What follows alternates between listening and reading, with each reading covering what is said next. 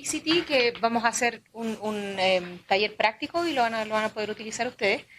Y lo otro que vamos a revisar, perdón, es Aviary, que es una plataforma de acceso online para archivos audiovisuales. Para esa vamos a usar una parte de la plataforma, que es la parte, digamos, pública de la plataforma, porque hay una parte que es el backend, que es lo que usan las organizaciones, que eso se los voy a mostrar desde mi computadora. ¿Okay? Entonces, bueno, yo creo que ustedes vieron, fueron a verme al laboratorio virtual, ¿sí? Sí, así que hay cosas que nos podemos saltar y podemos ir directamente al asunto práctico, pero para recordar, para recordar de qué se trata este tutorial en específico, entonces si pensamos nuevamente en toda la serie de actividades que están relacionadas con la preservación digital, eh, tenemos como principio identificar y extraer, que podemos hacer con esa plataforma, perdón, con esa herramienta Media Info, validar o hacer control de calidad, que lo podemos hacer con la herramienta MDQC, empaquetar e inventariar, que lo podemos hacer con Exactly, y eso lo revisamos también durante los laboratorios virtuales. Y finalmente almacenar y monitorear, y eso es precisamente lo que vamos a aprender a hacer hoy con la herramienta Fixit. O sea, una vez que tengo mis archivos definidos, un archivo final, un archivo estático, algo que va a ir definitivamente a ser almacenado a largo plazo, en esos casos podemos usar Fixit. Entonces, como les decía, Fixity es una herramienta de monitoreo e integridad de archivos digitales. Y esto es lo que vamos a hacer durante el tutorial. Nos vamos a enfocar principalmente en cómo usar Fixity. Vamos a usar algunas de sus características, vamos a jugar un poco con él y ver qué resultado nos ofrece en el proceso. Entonces, bueno, yo ya les comenté sobre esto, pero Fixity nos ayuda a documentar y hacer una revisión regular de archivos digitales. Eso nos permite programar la revisión de estos archivos. De la siguiente manera, entonces, escanea una carpeta o directorio creando un manifiesto de los archivos. Entonces, busca dentro de esa carpeta, analiza todos los archivos que hay dentro de esa carpeta y a partir de eso genera información o metadatos que que quedan guardados en un reporte. ¿Okay? Y luego, a partir de esos reportes, genera un proceso de monitoreo de integridad, es decir, a largo plazo y de forma frecuente, chequea que esa información se mantenga todavía verídica. ¿Okay? Entonces, para empezar, lo que vamos a hacer es lo siguiente.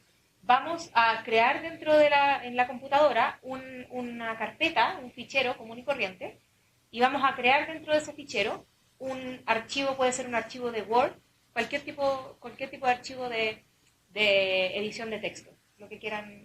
Y si quieren pueden escribir cualquier cosa, un texto de prueba, y lo guardamos en esa carpeta. En este caso yo me parece que tengo... no, tengo aquí un test folder. Esos son mis archivos. ¿Ok? O sea, cualquier carpeta con archivos dentro. Entonces esa carpeta que creamos es la que vamos a usar para escanear. Y vamos a escanear específicamente ese archivo que está dentro de esa carpeta. ¿Ok? Entonces, definiciones fundamentales para entender qué es lo que hace Fixity y cómo funciona. En primer lugar, tenemos el concepto de fijeza e integridad, que es muy importante porque tiene relación con la permanencia de nuestros datos y ser capaces de decir que nuestros datos están efectivamente íntegros y que son efectivamente verídicos.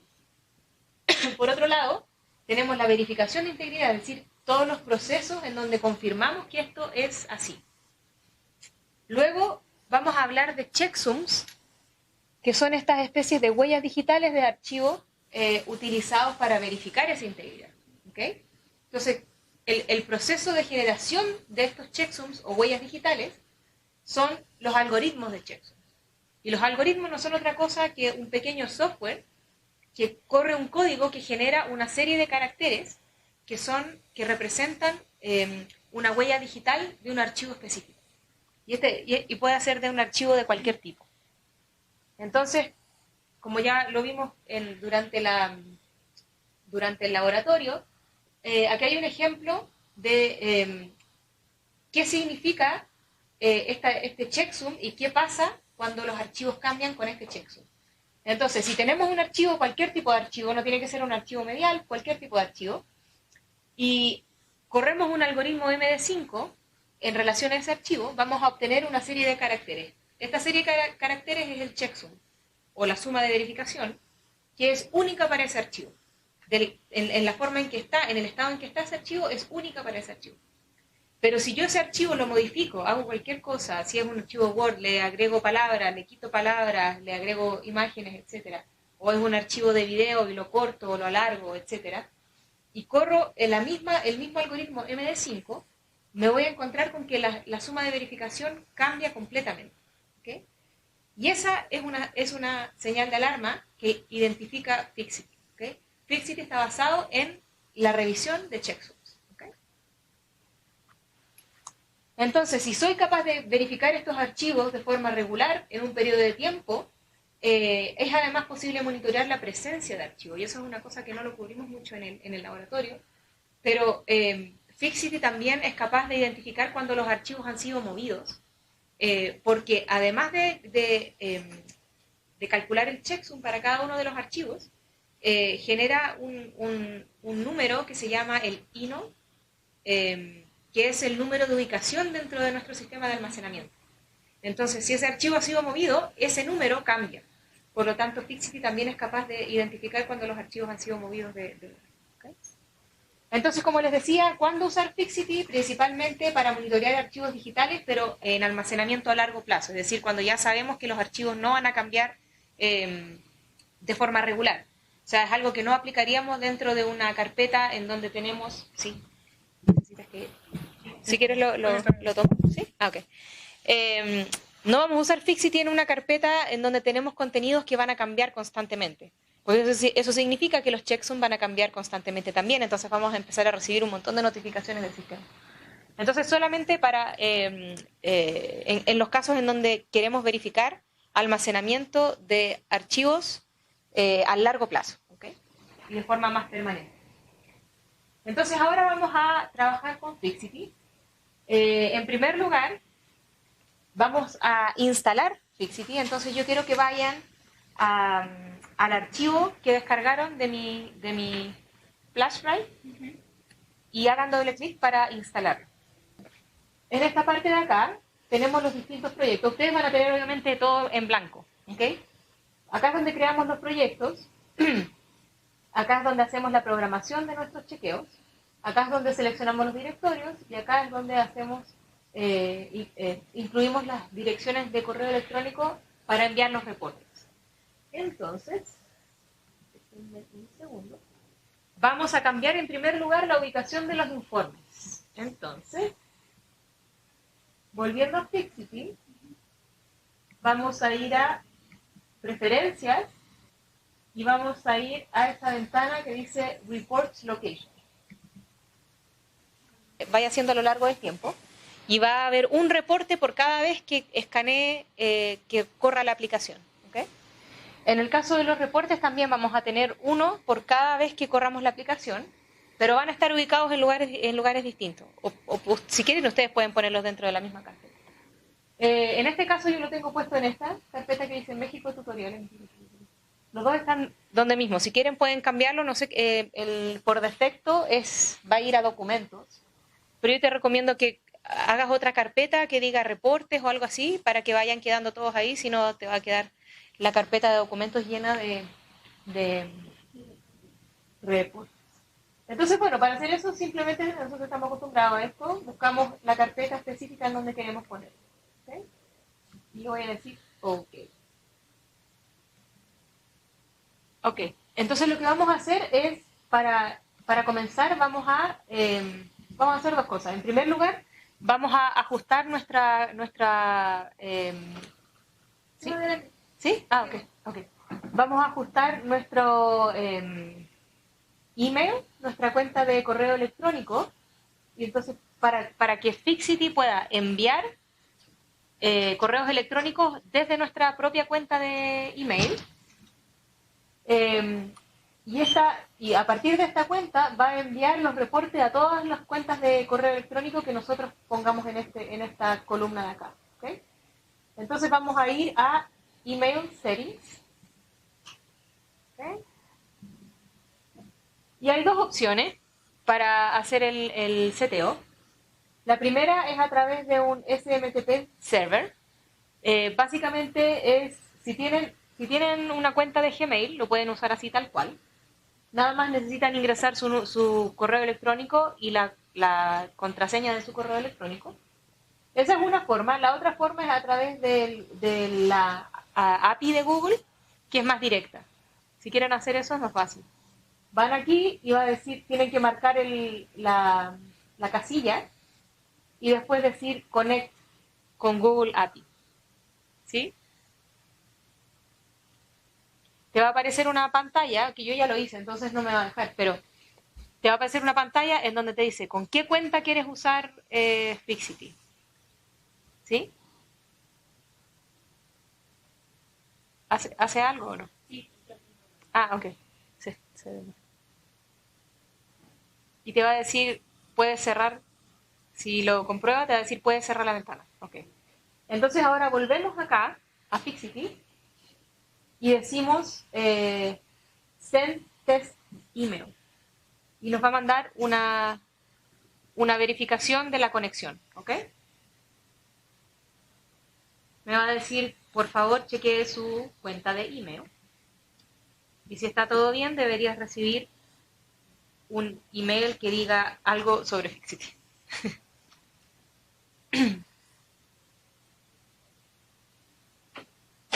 Ay, ok, súper. Ajá, y tienes que descargar entonces la versión... Oh, sí, ok, tiene que ser, pero si es Windows. Sí, ok. ¿Pudieron? ¿Sí? ¿Te llegó? Perfecto, ok. Entonces una vez que tienes el email verificado, podemos ir y crear un nuevo proyecto. Entonces, para crear un nuevo proyecto, Fixity, y recuerden, pueden crear un número indefinido de proyectos. Vamos a File y vamos a decir New Project. ¿Okay? Una cosa que es un poco medio mañosa de Fixity es que cada vez que te mueves entre proyectos tienes que guardar los cambios que hayas hecho porque si no te lanza un error. Entonces, para crear un nuevo proyecto, básicamente le ponemos un nombre. Proyecto 1. Había una banda que se llamaba Proyecto 1, ¿no? O yo soy muy vieja ya y ustedes no. Proyecto 1, ese es mi proyecto, ¿ok? Entonces, por defecto, ¿le pusiste espacios? No puede tener espacios. Sí. Sí. Bueno, sí, en general deberíamos acostumbrarnos a no usar espacios. Sí, sí, los espacios son lo único que no están... Yo supongo que caracteres especiales tampoco, como arroba, cosas así. Ok, entonces una vez que creamos el proyecto, vamos a hacer la programación. Entonces, ¿qué tan frecuentemente queremos hacer el chequeo de nuestras carpetas? ¿Okay? Ustedes pongan lo que quieran. Yo voy a decir semanalmente, voy a decir que corra a las 4 de la tarde y vamos a decir que corra los días jueves. Entonces, todos los jueves a las 4 de la tarde, Fixity va a empezar a funcionar. Es posible que ustedes estén ocupando su computadora y de repente aparezca Fixity de la nada y después se guarde. Eso es porque está corriendo de acuerdo a lo que hayan programado ustedes. ¿Okay? Esto de Disable Schedule no lo vamos a usar porque lo vamos a dejar habilitado. Y esto de acá es para enviar el correo electrónico. Tienen dos opciones, o se manda siempre cada vez que haya un cálculo de checksum, o solamente cuando Fixity encuentre errores. Yo les recomiendo que sea solamente cuando encuentre errores porque si no, si lo estamos haciendo semanalmente vamos a tener 4 emails al mes, básicamente, ¿no? Ok, entonces ahora en la parte de directorios vamos a hacer añadir y vamos a buscar la carpeta que nosotros creamos con ese documento de texto. Ay, me apareció acá. En mi caso era documentos, tutoriales y test. ¿Okay? Y aparece ahí. Pueden agregar más si quieren, pero por el momento vamos a usar una sola, ¿sí? Porque es la primera vez que corremos el programa. Y nos va a decir entonces, sí, hay 4 archivos nuevos. Y me dice cuáles son los archivos nuevos. ¿Ok? Entonces, lo que vamos a hacer ahora es el archivo que crearon ustedes, el de texto, de Word, cambiémoslo, pongámosle, o le borramos algunas letras, o le agregamos algunas letras, y lo guardamos, ¿ok? Yo voy a hacer otra cosa, voy a abrir este archivo, que es un archivo de imagen, y le voy a agregar un texto encima. Voy a decir...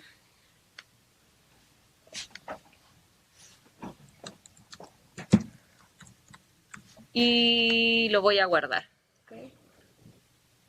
Y lo vamos a hacer. Entonces ya cambié un archivo. ¿Okay? ¿Pudieron cambiarlo? Okay. Entonces lo que vamos a hacer ahora es correr nuevamente el programa. Lo vamos a forzar a correr nuevamente. Vamos a ir a archivo, correr ahora. Y también me va a decir, por favor guardar. Estoy guardando el proyecto. Y luego me dice, ok, vamos a correr el escaneo. Y lo dejamos correr y ya está. Entonces volvemos nuevamente a nuestra carpeta de reportes y vamos viendo, vamos a ir directamente al reporte final. Debería ser este porque es la hora, 51 y 57. ¿Y qué nos dice? Que hay un archivo que cambió. Y ese fue específicamente ¿cuál? Me dice cuál es, este de acá, y me está diciendo es el archivo de imagen TIFF que yo cambié. Precisamente acá. Entonces detectó que nosotros cambiamos el archivo. ¿Okay? Obviamente no te dice qué es lo que cambió, ¿cierto? No me va a decir, uy, le agregaste texto a la imagen. No, me va a decir que cambió, es todo lo que sabe. ¿Okay? Entonces, funciona en base a saber que ustedes tienen copias de respaldo de donde puedan copiar un archivo en buen estado al almacenamiento principal. Porque si detecta que hay algún cambio y no tienen una copia de respaldo, entonces, bueno, no hay nada que hacer verdaderamente. Más que al menos ya sabes que está malo, sí, pero no sabes por qué. Eso es con respecto a los reportes. Eso ya lo hicimos, cómo crear un proyecto, iniciamos el escaneo, vimos el informe. ¿Y qué pasa si mis archivos cambian? Ok. Bueno, si mis archivos no cambian, básicamente me va a decir que están todos confirmados. Me va a decir confirm files y me va a decir todos los números, el número de archivos que están confirmados. Y esto es lo que hicimos ahora. Comprobar si hay corrupción de datos. Cuando hay corrupción de datos me va a decir que el archivo cambió. ¿Okay? Si yo cambiara el archivo de lugar, si agarrara ese archivo de documento, el documento de texto, y lo muevo afuera y corro de nuevo la aplicación, me va a decir el archivo fue movido. ¿Okay? No lo vamos a hacer ahora porque no nos va a alcanzar el tiempo. ¿Por qué? ¿Qué hora es? Okay. Ah, y otra cosa que no vimos es el otro reporte. Entonces, vimos el reporte donde nos dice que algo cambió. Tienen que haber recibido un correo electrónico. No sé si lo recibiste. ¿Sí? Vamos por... ¿Sí? ¡Ah! Solo nos demoramos 1 hora. Sí, ok. Perdón. Sí. Para poner el correo electrónico, ¿tienes en Preferences? Sí. Luego, email settings. Exacto, vas acá, Ajá. Email Settings, Ajá. y si tienes una cuenta de Google lo puedes hacer con la API Perfecto. directamente. Ah, ok, ok. Y puedes mandar un correo de prueba para saber que la conexión está hecha. Entonces, volviendo a los reportes de History, para que veamos cómo se ve en el caso de que mis archivos estén corruptos. Vamos acá. Ay, está bien. Okay. Entonces vamos a abrir los dos. El anterior, que fue el que corrimos primero, y este de acá. Y vamos a ver entonces el archivo TIFF. En este caso van a ver que tiene un checksum que termina en 817F. Si vamos al segundo reporte, vamos a ver que el archivo TIFF tiene un checksum que termina en 322FD. Van a ver que es completamente distinto. Entonces eso es básicamente lo que usa Fixity para verificar la integridad de un archivo. ¿Okay? Okay. ¿Preguntas? ¿No? Ok.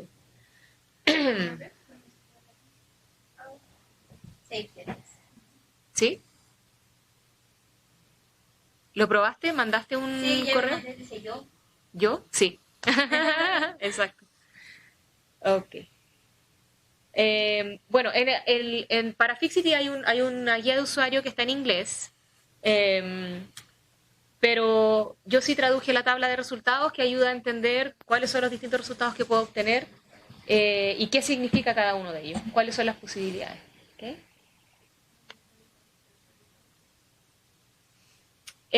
Otra cosa interesante de Fixity es que puede escanear todo tipo de archivos, pero también puedes incluir los archivos ocultos o excluirlos de la búsqueda, del escaneo. Entonces, si vas a preferencias y vas a filter files, me va a decir si quiero o no quiero ignorar los archivos ocultos. So, voy a ir a proyecto 1 y voy a decir ignorar los archivos ocultos.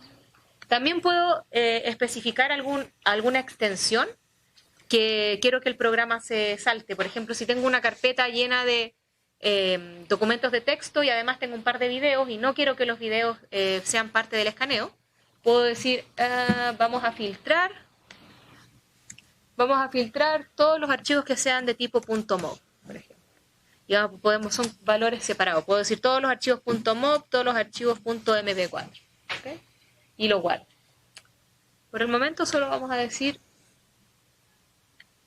que ignore los archivos ocultos.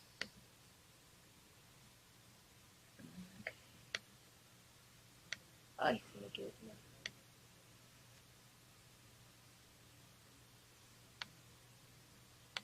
Ahí se me quedó pegado.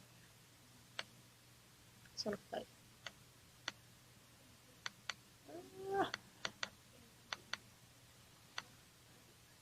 Bueno, ya va a desaparecer. Ahí desapareció. Además, Fixity puede escanear archivos de sistemas en red. Fixity va a detectar cualquier disco o cualquier sistema de almacenamiento que esté conectado a la computadora que está corriendo Fixity. ¿Ok?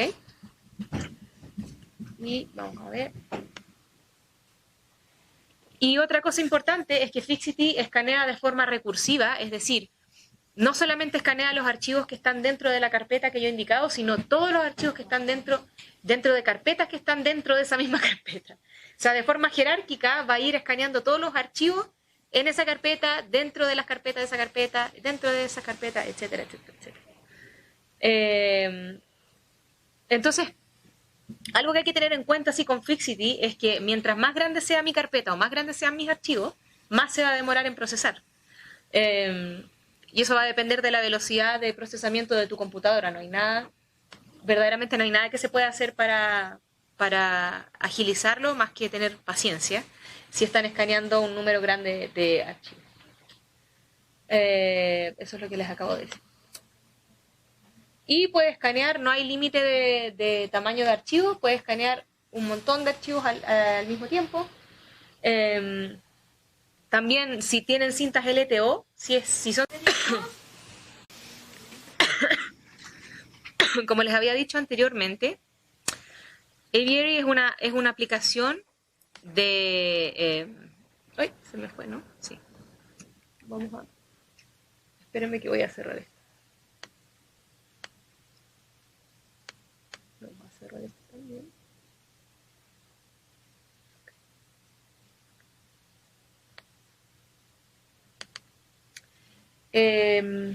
Aviary es una aplicación de acceso archivos para archivos audiovisuales, tanto video como audio.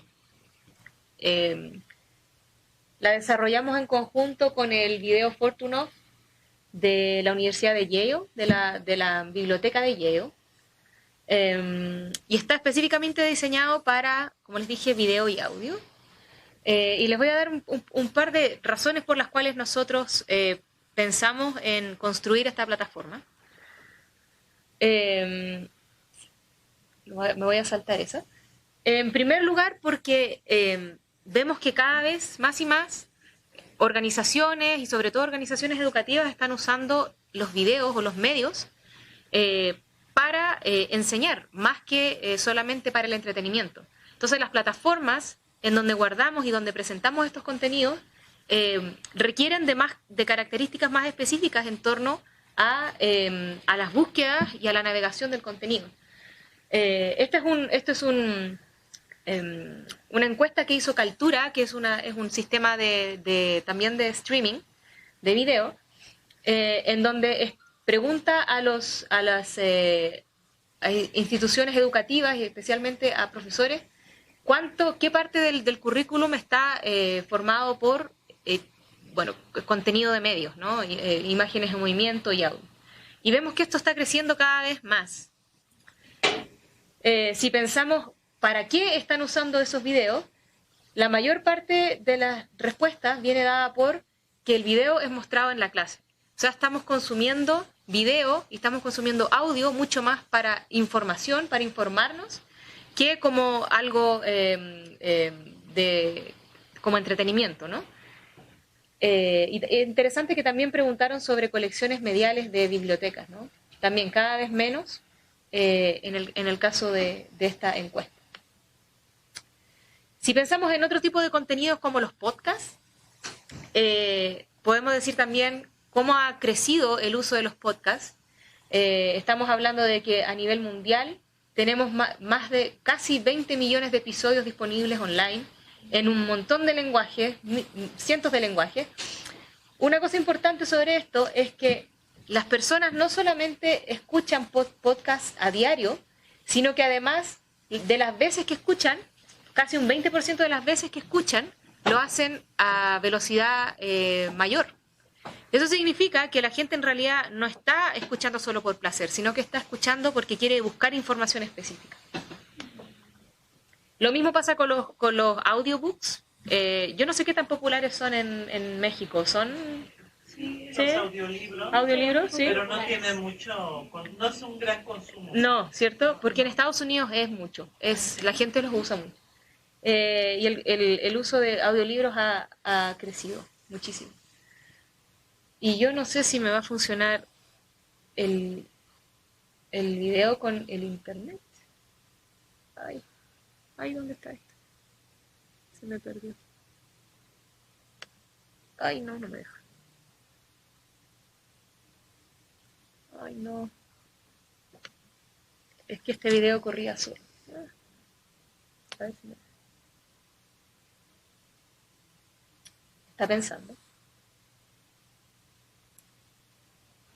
Entonces, lo que quería explicar con este video es que básicamente como nosotros buscamos información en videos es a través de la línea de tiempo. O sea, ponemos el video... Ay, me lo cargó todo de nuevo.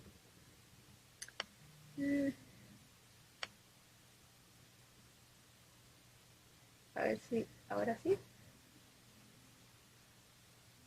Ay, no quiero. Bueno, es a través de la línea de tiempo. Entonces, ponemos el video que nosotros pensamos que contiene la información que andamos buscando y empezamos a buscar, ¿cierto? Vamos para adelante, para atrás, para adelante, para atrás. Que no es muy efectivo, ¿no? Pero ¿qué pasa si nosotros tuviéramos una transcripción del contenido? Sería mucho más fácil porque yo podría buscar la palabra específica que estoy buscando e ir directamente al punto del video en donde se encuentra la información. Pero hay un gran problema en relación a eso, y es que por lo general uno no solamente quiere encontrar información en un solo video, quiere encontrar información en muchos videos. Digamos que en una colección de videos, o no sé, si vas a YouTube, no solamente quieres encontrar una versión de lo que estás buscando, sino varias versiones. Entonces, el problema que aún persiste es que queremos buscar información, pero entre un montón de horas en YouTube, en Vimeo, millones de horas de podcast, cientos de millones de horas de contenidos en bibliotecas y archivos, además colecciones personales, miles de horas de clases, etc. Entonces, ahí se nos pone un poco más compleja la situación. Aunque tuviéramos transcripciones, si no somos capaces de buscar a través de todo este tipo de contenidos, estamos todavía limitados.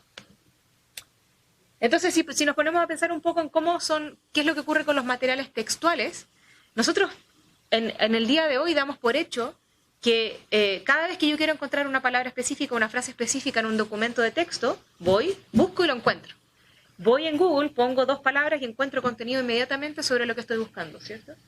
A diferencia de lo que era antes, ¿no? Antes eran las cartas de, ¿cómo se llama? Tarjetas de índice, etc. Y este es otro video que no lo van a ver. Pero en el caso de nuestros sistemas también, ¿cómo buscamos información? Vamos a búsqueda. Siempre es búsqueda, ¿no? Y esperamos encontrar el contenido de forma inmediata. En el caso del video, es básicamente, estamos trabajando exactamente como estábamos trabajando hace 30 años, pero en un formato distinto. Antes lo que hacíamos, teníamos una máquina y la máquina nos permitía ir para adelante y para atrás y buscar contenido. Como lo hacemos ahora es exactamente lo mismo, pero en el mundo digital. Además de eso, existen cada vez más sistemas automatizados que nos permiten generar metadatos a partir de nuestras colecciones audiovisuales. Ejemplos de eso, por ejemplo, son las transcripciones, speech to text, que transcribe a partir del audio a un archivo de texto. Reconocimiento de objetos, por ejemplo, en imágenes, si veo una computadora, el sistema reconoce que en la imagen hay una computadora. Procesamiento de lenguaje natural, es decir, identificar ciertas entidades que se van mencionando en el discurso. OCR de video, es decir, cuando en el video hay información textual, que sea capaz de extraer esa información textual. O también, por ejemplo, segmentación, que es saber que una máquina sea capaz de identificar distintos segmentos o segmentos de silencios, etc. Entonces, si nosotros fuéramos capaces de que todos los outputs de estos sistemas estuvieran en una sola plataforma, podríamos generar muchísimo mejor acceso a nuestras colecciones. También existen sistemas en donde podemos crear metadatos semi-automatizados. Y acá hay algunos ejemplos. No sé si conocen este proyecto que es muy bonito, OMS, que es una plataforma para descripción de historias orales, en donde puedes usar tu video y en la plataforma vas haciendo la transcripción y vas sincronizando la transcripción con el video. Eso lo desarrolló la Universidad de Kentucky. También la Biblioteca Pública de Nueva York tiene un editor de transcripciones. Ellos hicieron un proyecto en donde hicieron generación de transcripciones automáticas, pero obviamente la calidad de las transcripciones no es la mejor. Entonces generaron un sistema en donde la gente podía ir y ayudar a editar esas transcripciones. Y lo mismo con WGBH, que es el archivo de la televisión y la radio pública de Estados Unidos, que tienen sistemas similares. Entonces son sistemas semiautomatizados porque generan datos de forma automática, pero requieren de cierto proceso humano para que sean de buena calidad. Entonces la idea de crear Aviary era que todas estas salidas de datos pudieran estar en una sola plataforma para mejorar el acceso. Y esto es algo que en algunas plataformas ya existe. La diferencia es que Aviary te permite buscar en todas las colecciones que están dentro de la plataforma. a diferencia de otros sistemas que es solamente por video. Entonces aquí hay un resumen de las razones por las cuales nos animamos a crear Aviary. Entonces, como les decía, es una plataforma de streaming para materiales audiovisuales, es personalizable, es flexible y tiene facilidad de búsquedas. Y vamos a probarla en unos segundos. Este es el modelo básico en Aviary. En Aviary hay sitios, cada organización o cada entidad puede crear su propio sitio. Y dentro de estos sitios, que tienen una URL, un subdominio específico, podemos crear colecciones. Y dentro de estas colecciones podemos crear recursos. Los recursos son la entidad principal en Aviary. Y estos recursos pueden estar asociados a archivos mediales, que pueden ser videos o audio. Y a su vez, cada archivo medial puede contener índices o transcripciones. Eso por el momento. En el futuro, en este momento ya estamos desarrollando lo que son las anotaciones. Y un poco más adelante vamos a desarrollar el OCR de video y el reconocimiento de objetos. Y estos recursos pueden ser descritos con cualquier tipo de estándares de metadatos. En este caso, acá hay solo unos ejemplos. Dublin Core, EAD, MODS, MARC, lo que quieran. Porque además es personalizable. Ustedes pueden cambiar el modelo de datos por cada una de las colecciones, de hecho.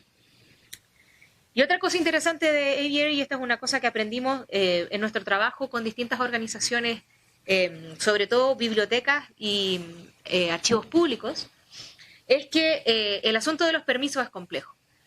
Muchas veces no se pueden poner en acceso los contenidos porque tenemos asuntos de derechos de autor, de permisos, etcétera, material sensible, etcétera. Entonces Aviary permite tener distintos permisos a distintos niveles.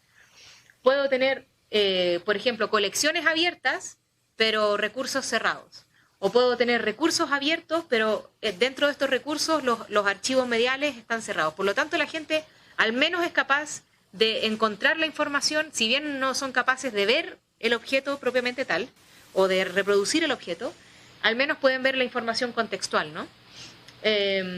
Y bueno, también en los índices y transcripciones también es posible limitar el acceso. ¿Okay? Y acá hay algunos ejemplos de usuarios actuales, unos de los primeros que empezaron a usar la plataforma.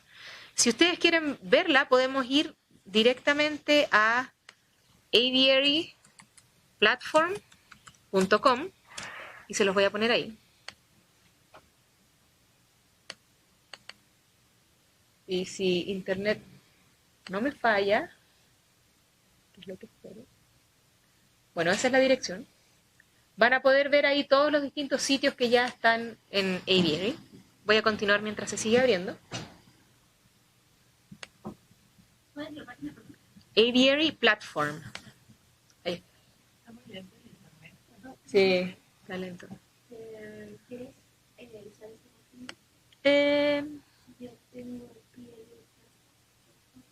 Ok, déjame ver si este otro funciona.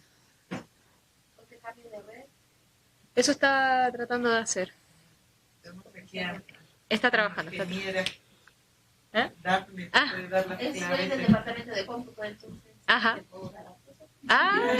Y por favor, ¿qué estamos esperando? Por eso traje 3 computadoras a lo largo del...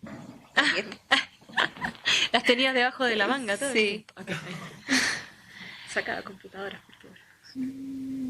Esta me gusta. ¿Tienes tu preferida? Sí.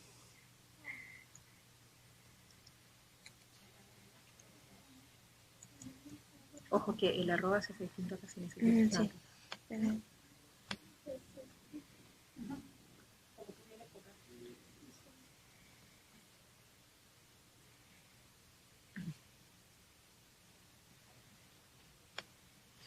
Sí. Continúa. Tengo que poner.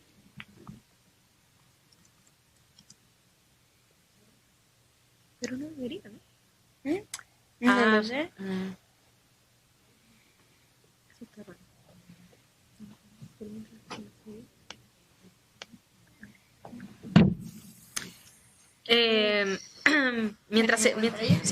Mientras se conecta, vemos ciertas integraciones que hemos desarrollado para Aviary.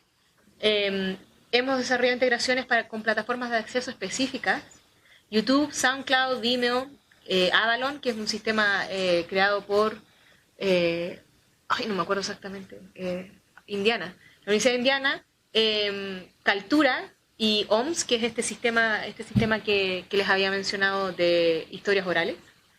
Y además hemos generado integraciones con plataformas de preservación, específicamente Archivematica, ArchiveSpace y Preservica, y estamos trabajando en una integración con LibNova también.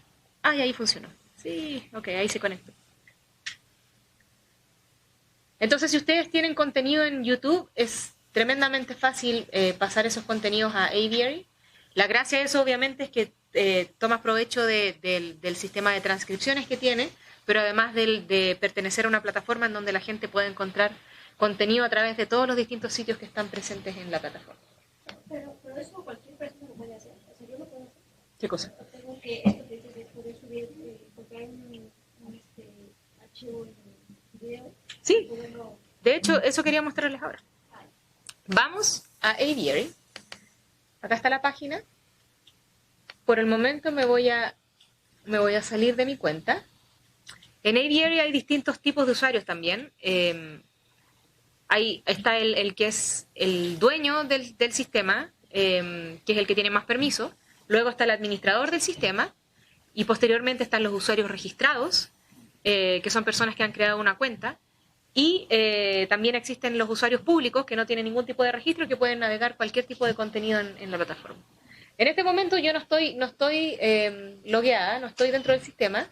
Como un usuario público común y corriente, voy a ir a buscar preservación. Y si quieren seguirme, lo pueden hacer.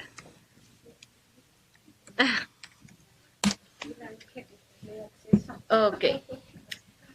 Entonces se van a dar cuenta que Aviary... Para poder entrar en 89, 83, para poder hacer.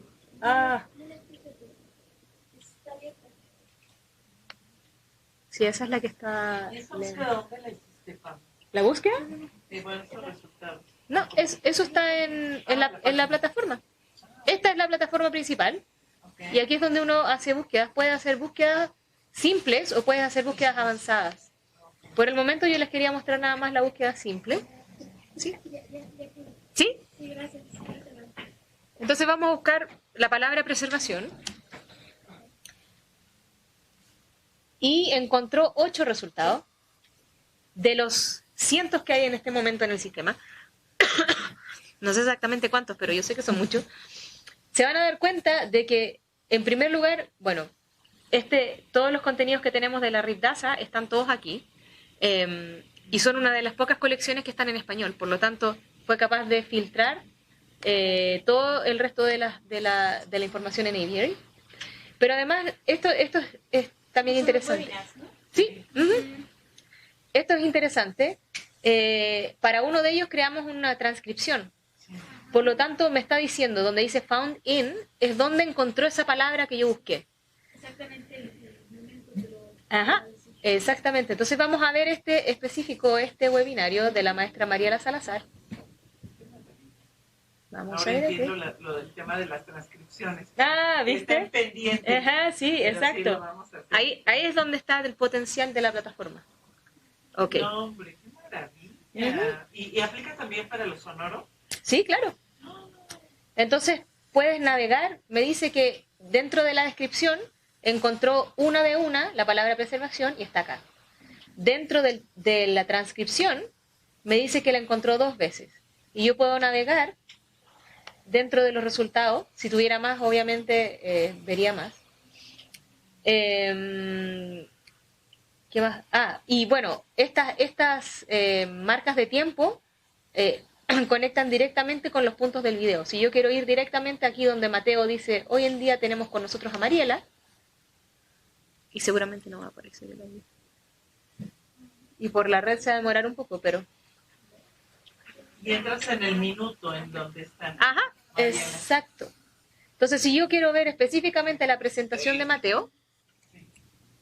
Tenemos con nosotros Mariela Salazar Hernández. Entonces me lleva específicamente al punto donde está Mateo hablando de presentando a Mariela. Y bueno, estos contenidos de acá son todos editables, se pueden cambiar, la descripción también, yo por el momento aquí añadí una descripción, algunas palabras claves, formato específico, idioma, etcétera, pero todo esto es editable, es personalizable. También puedo compartir el video, puedo incrustar el video en alguna otra plataforma. Qué maravilla, desde el punto... Ajá, del punto específico. Si yo quisiera mandar esto a alguien y decir, hey, ve el video desde el minuto 1.102. Y acá es donde vemos los distintos archivos de medios que están asociados a este recurso. ¿Se acuerdan que yo les decía que los recursos son el elemento principal de Aviary? Pero acá en cada recurso yo puedo tener asociados múltiples archivos mediales. En este caso solamente tenemos uno, pero si el tutorial hubiera tenido distintas partes, podría haberlos puesto todos juntos. Y de la misma forma podría haber tenido transcripciones distintas para cada uno de los archivos mediales. Todo está cargado en un banco de Aviary. Sí, claro, tenemos un sistema de almacenamiento propio, Okay. pero también podemos usar almacenamiento externo si quisieran. Por ejemplo, yo les mencionaba que teníamos integraciones con YouTube. Si ustedes tienen contenido almacenado en YouTube, podemos usarlo directamente desde ahí.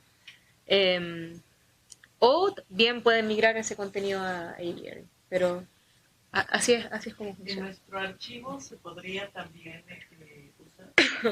Dafne.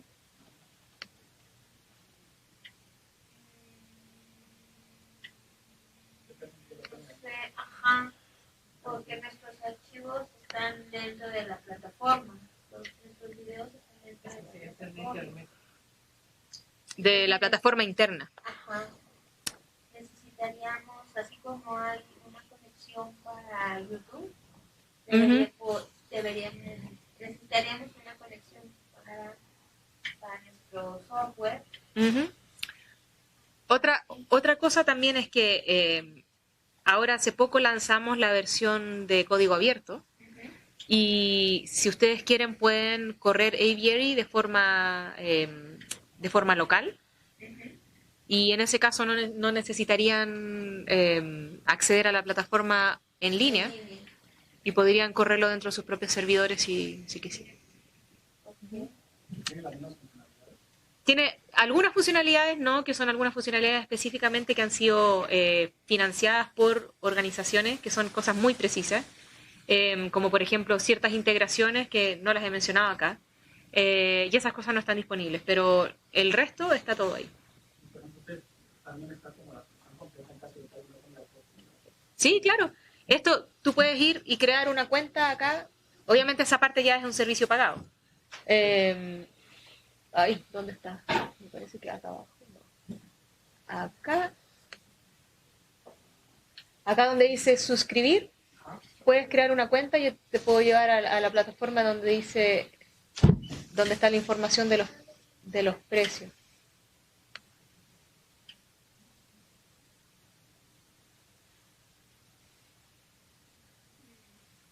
Y esto es básicamente cómo funciona. El costo del plan depende del número de recursos que tengas. El más simple cuesta $10. Y eso es por 100 recursos No es por tiempo. No es por tiempo, es por número de recursos. Sí. Y también hay una opción de Pay As You Go, que es... No, pero imagino que sí es anual, ¿no? ¿Este?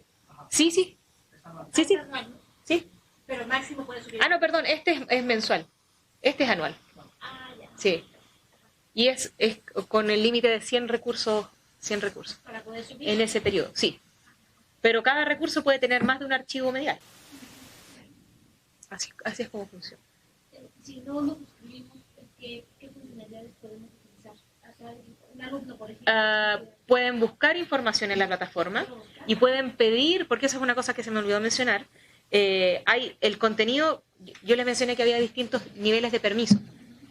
Cuando tienes material restringido, tienes la opción de ofrecer al usuario la posibilidad de pedir acceso. Entonces, y mira, de hecho podemos buscar, ¿cuál era la palabra? Entonces una institución puede tener una cuenta ahí y subir material y puede estar público. O puede estar privado. Y- Pero yo puedo escribir. O sea, yo puedo decir me interesa y me lo ponen. Exacto, claro. Hay tres niveles de permiso. Uno que es público, el otro es restringido y el otro es privado.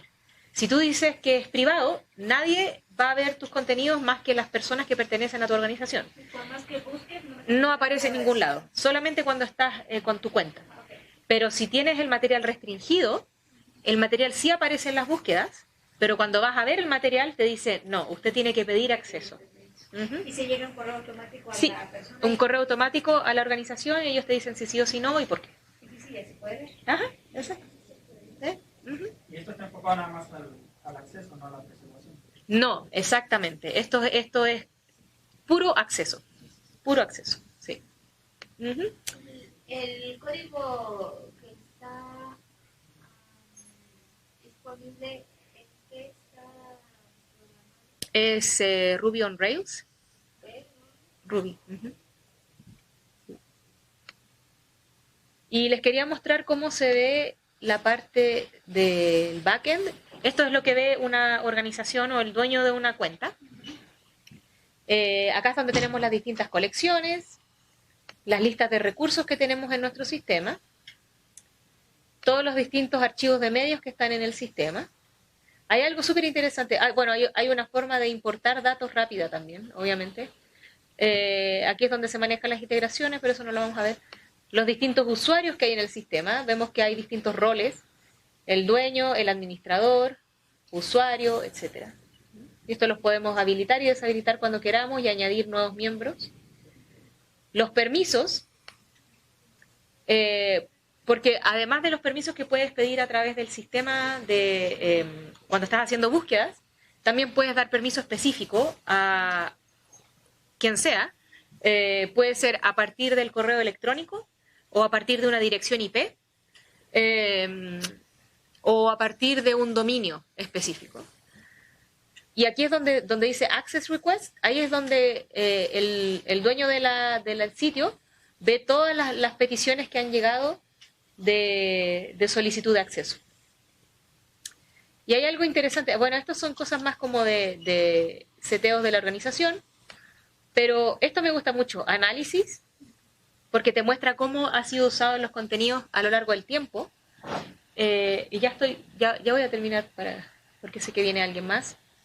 Esto es bien interesante porque muestra analíticos sobre cómo han sido utilizados los archivos durante el tiempo. Quería mostrarles esto que es súper interesante porque recuerden que en esta cuenta tenemos todos los archivos de los videos de la RIPDASA y podemos ver cuántas veces han sido vistos. El primer video, el de Mariela, ha sido visto 73 veces. Dentro de esa plataforma. Ajá, en total. Pero dentro de la plataforma. Puede ser que Sí, en sí. otro lugar lo hayan visto. Es que eso no está conectado, claro. Acá solamente lo que está en la plataforma, claro.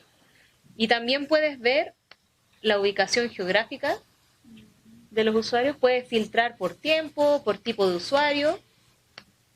Pero esto está súper interesante, a mí me encanta. México encabeza la lista. ¿Se puede integrar a varias de las plataformas que nos aquí? Por ejemplo, puede tomar uno. Sí, claro.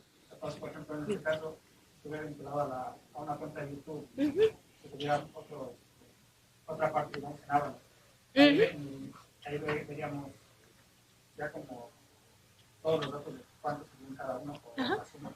Exacto, mira, te lo voy a mostrar. Ahí sí. Cada vez que tú creas un recurso, le tienes que decir al sistema dónde está ubicado el archivo. Y espérame que... Entonces vamos a crear uno de prueba. Solamente voy a poner aquí una prueba. Voy a hacer test. Y aquí es donde pongo los permisos para el archivo. Digo acceso restringido o público o privado. Lo vamos a dejar restringido por el momento. También tenemos soporte para podcast, RSS, pero eso es un cuento aparte porque funciona de una manera muy particular. Entonces puedes o subir el archivo desde tu ambiente de tu computadora personal puedes ofrecer un link que podría ser, por ejemplo, en un Amazon Cloud, si es que el link tiene que estar público, si no, AVR no va a ser capaz de exacto. O pues, si yo digo YouTube, tengo que poner el código de incrustado acá. Entonces, una vez que guardas eso, va a agarrar el archivo desde YouTube y lo va a poner en AVR. Sí, claro. Aquí, por ejemplo, aquí yo puedo decir, es que no tengo ningún ejemplo, veamos. Busquemos algo en YouTube. Cualquier cosa. Quizás que me va a salir. Algo de México. Breaking news. Vamos a ver.